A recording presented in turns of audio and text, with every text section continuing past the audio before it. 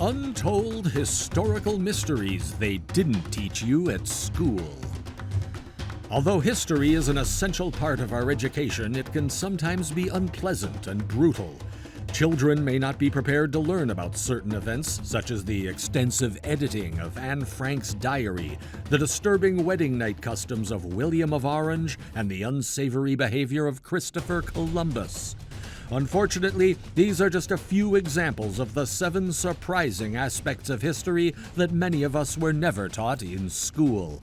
So what are we waiting for? Let us start with the video. Number 1. Columbus was a pimp.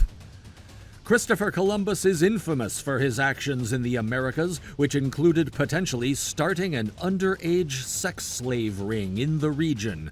Despite not being the first European to reach the continent and never stepping foot in the modern-day USA, he visited several islands in the Caribbean, including the Bahamas, Haiti, and the Dominican Republic.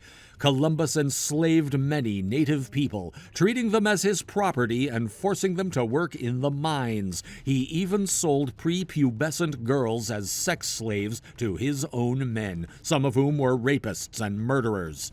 In addition, he used some native people as food for his dogs and mutilated around 10,000 of them by cutting off their hands. Overall, Columbus was responsible for an estimated 200,000 deaths in Haiti alone.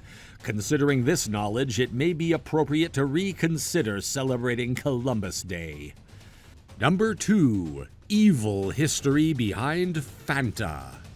Between 1939 and 1945, a particular group of people led by a leader, whom we shall refer to as Tadolf Swiftler, caused worldwide destruction. In 1940, due to Tadolf's actions, the Coca-Cola Company placed an embargo on Fancy Germany.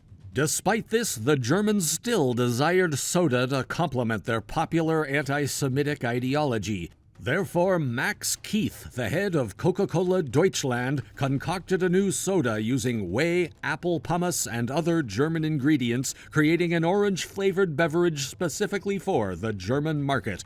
This beverage is now recognized as Fanta.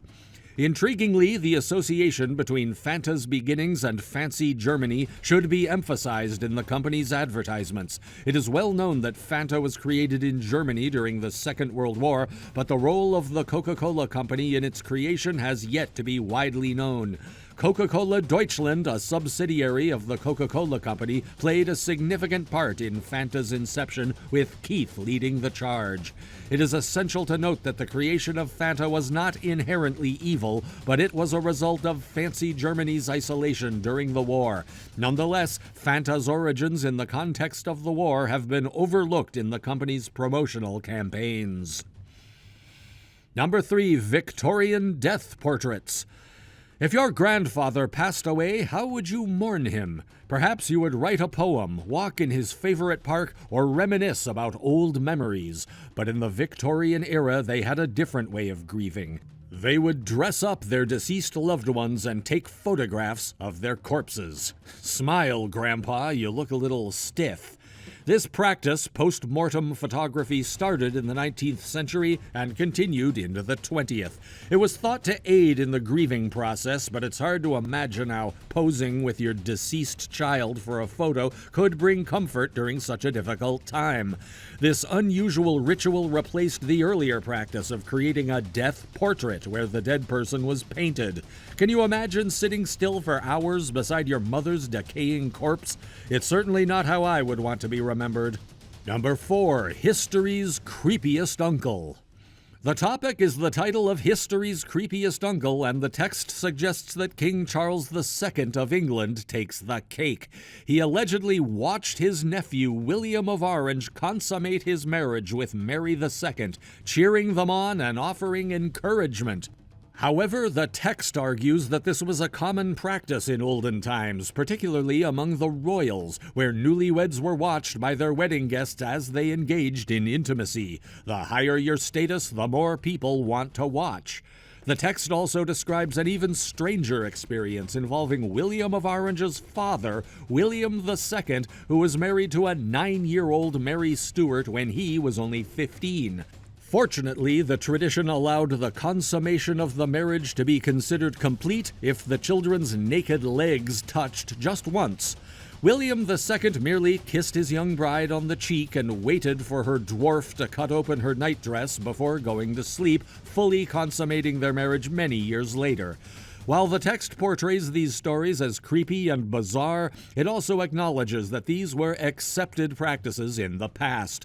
As times have changed, so have societal norms, and these practices are no longer acceptable.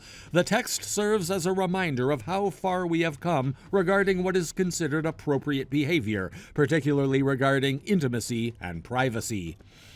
Now, if you never want to meet an uncle like that, make sure that you share this video with your friends and hit the like and subscribe button to Discovery Unraveled.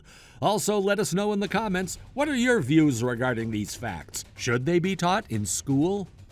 Number 5. Lincoln's Killer. Boston Corbett is famously known as the man who killed the man who assassinated President Abraham Lincoln.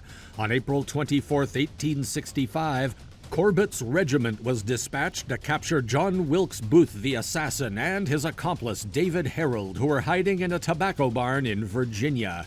Corbett was ordered to take Booth alive, but he claimed that he saw Booth aiming a gun at him through a crack in the wall. He fired his Colt revolver and killed Booth by severing his spinal cord, causing his death 2 hours later.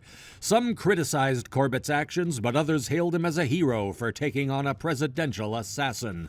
However, Corbett was not your typical hero. He had castrated himself when he was 26 years old with a pair of scissors due to severe mental issues caused by his exposure to poisonous mercury at his job. One night, after seeing 2 prostitutes in the street, he became so offended at the thought of arousal that he calmly cut off his testicles to avoid temptation and feel closer to Jesus. This act may seem extreme to many, but it manifested Corbett's psychological state at the time. Nevertheless, some have criticized his decision and argued that a cold shower could have been a more straightforward solution. Number 6. Hooker's Brigade.